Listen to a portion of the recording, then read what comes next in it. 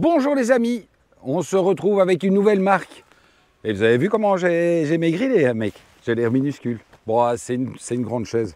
Ok, une nouvelle marque, mais une nouvelle marque, Vosges, qui dès le départ nous inspire cette bécane qui, oserait-on dire, nous a presque plus séduit que la CB500X. Pourquoi? Parce qu'on part sur la même idée, un bicylindre, éligible à 2, donc tout à fait limite à 2, c'est-à-dire qu'il fait 45-46 chevaux, donc on est tout juste dans les 35 kW. Et réellement, c'est un moulin hyper agréable.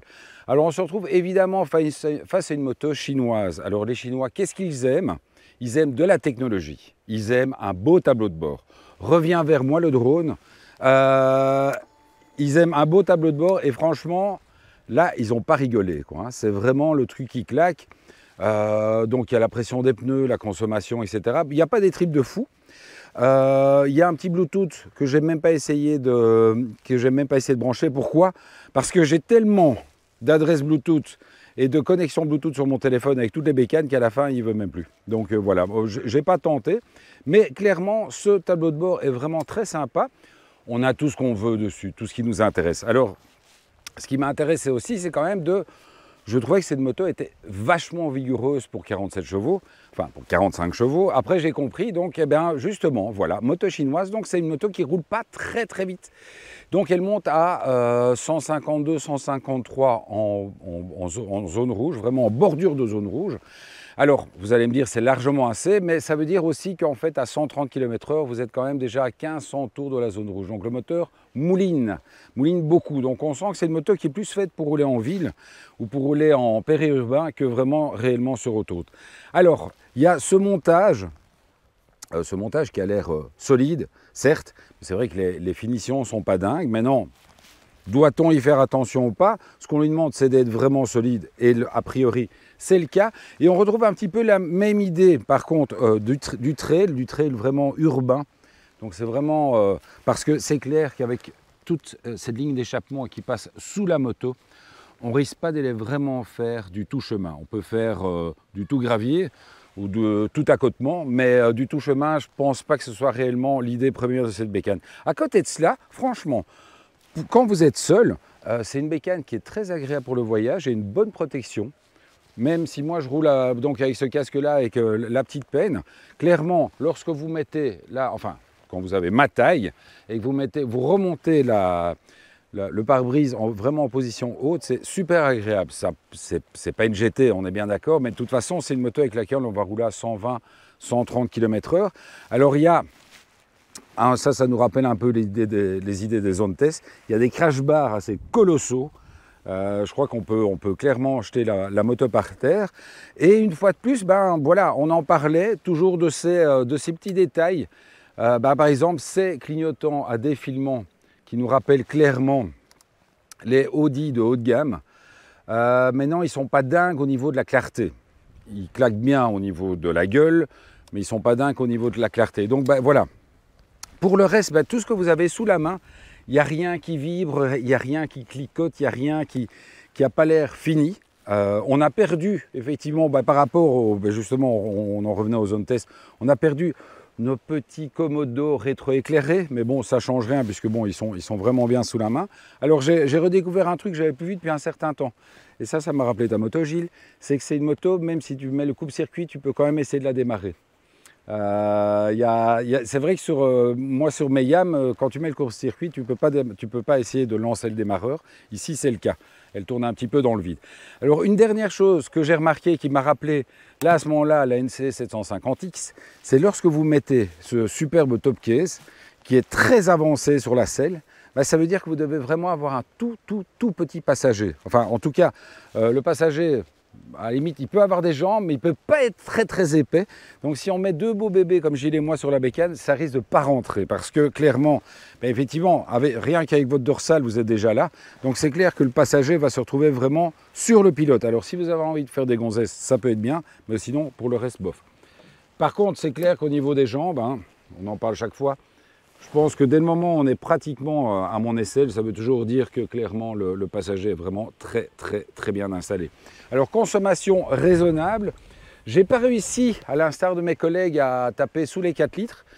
Je crois que j'étais un peu plus festif et en plus il a fait super beau, donc c'est une moto qui étant très saine sur la route, amène un comportement un peu, je vais pas dire sportif, mais en tout cas éveillé. Donc moi je tournais plutôt dans les 4 litres, 4 litres 2. Ça reste extrêmement raisonnable et ça permet quand même vraiment des étapes assez énormes.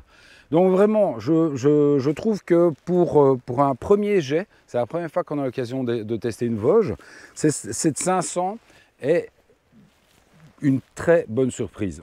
Non pas une très bonne surprise parce qu'on s'est habitué à ces motos chinoises qui maintenant nous en donnent pour notre argent, mais celle-ci a encore le petit plus d'avoir cette finition.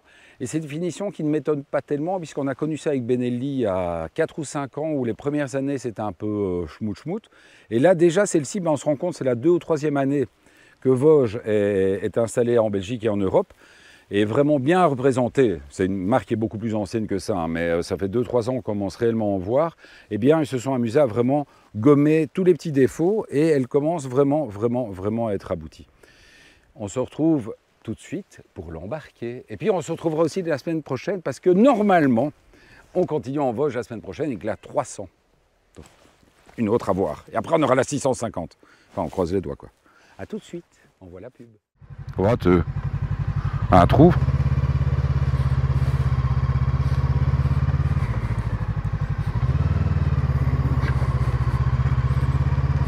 Eh ben les gars, c'est ce qui s'appelle avoir vraiment de la chance. Puisque je pense que là on redémarre. Je suis derrière le pick-up de Gilles. Et là il commence à flotter à mort. Donc au moins on aurait eu l'occasion de faire... Oh putain, ouais, c'est vraiment de la flotte de chez la flotte. Hein. Comme quoi dans la vie. Donc on vient de terminer cette vidéo. Et on redémarre vraiment dans la pluie. Alors je vais essayer de fermer la visière de mon casque. Parce que sinon je vais... Ah oui, ça c'est de la vraie pluie. On a vraiment un temps malheur cette année. Donc pensons bien entendu à nos malheureux concitoyens belges qui sont tapés vraiment des inondations. Donc il y a 15 jours on était vraiment dans le sud de la Belgique. Cette semaine on nous a trempé nos routes. Donc la Molinier qui était vraiment sous eau. Et tous nos pensées vont vers eux. Alors, en espérant que le son soit quand même convenable, vous allez me dire, et très certainement, je vais très certainement avoir la remarque et les fonder. Je suis parti le week-end dernier avec les R1250 RT. Je suis parti pour un week-end avec mon épouse.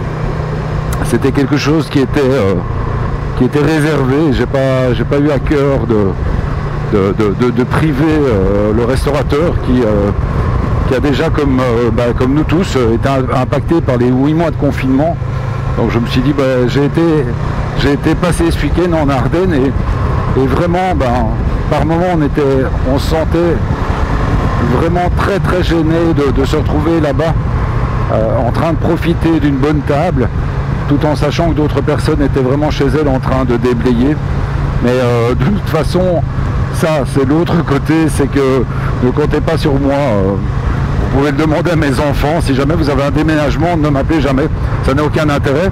Je peux juste m'occuper de donner à manger, à boire, mais à part ça, pour racler, pour démonter les choses, ne comptez pas sur moi. Bon, on en revient quand même à cette Vosges 500, qui était, comme je vous l'ai dit sur la première partie de la vidéo, vraiment une excellente surprise. Parce que on sent toutes ces marques qui sont en train de sortir d'une part de l'adolescence. Donc on se retrouve vraiment avec des motos où la finition est vraiment en train de faire un bond en avant. Et puis elles sortent aussi, c'est-à-dire qu'elles s'européanisent, c'est-à-dire qu'elles commencent à répondre un petit peu à ce que nous, motards européens, on demande, c'est-à-dire de bonnes suspensions, un moteur assez vif. Il y a encore une chose qui est un petit peu surprenante, c'est lorsque vous roulez entre 120 et 130 km/h, en tout cas sur ce modèle-ci, on a réellement, on a vraiment la fourche qui vibre comme ça, et qui c'est un peu déstabilisant, d'autant plus que l'ABS ne déclenche pas, donc c'est pas un problème d'ABS ou un problème de... C'est vraiment comme un petit rebond, vous le voyez un tout petit peu ici, c'est un petit rebond sur la fourche qui est assez surprenant. C'est pas dangereux parce que j'ai déjà connu ça sur des motos mal suspendues où là vous avez vraiment en fait la roue avant rebondit tellement que l'ABS déclenche. Ici c'est pas le cas, l'ABS ne déclenche pas, il n'y a pas de souci à ce niveau là, mais c'est juste vraiment c'est un peu comme si les disques étaient morts. Alors je pense pas que ce soit le cas puisque c'est une moto qui a 1800 km. Donc ça serait quand même mauvais signe si le pot était mort après si les disques étaient morts après 1800 bornes. Mais voilà, c'est quelque chose à prendre en compte lors des gros freinages. Mis à part ça, je vous dis, l'accroche et la suspension sont vraiment extrêmement sympas. Surtout qu'il y a vraiment toujours cet intérêt d'avoir l'avant et l'arrière qui est dans les deux cas, j'ai presque envie de dire, ou mal ou bien suspendu, mais en tout cas qu'il soit en accord. Et je pense que c'est quelque chose que il y a encore certaines motos, et principalement, c'est clair, dans les chinoises, n'ont pas compris.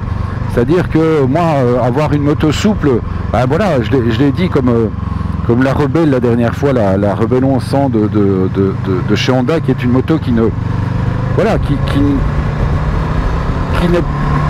tient pas la route, qui n'est pas faite pour tenir la route. Et donc, voilà, on a des suspensions souples, mais qui sont, je vais presque dire, toutes les deux inefficaces. Donc voilà. Mais bon, là, je crois que ça va être très compliqué de terminer cette vidéo parce qu'il commence à y avoir beaucoup de monde. Donc, les gars, on va sous-titrer, mais je vous aime beaucoup. Ciao les amis, on est à Ronquière et on arrive vers le déluge. Bisous les amis.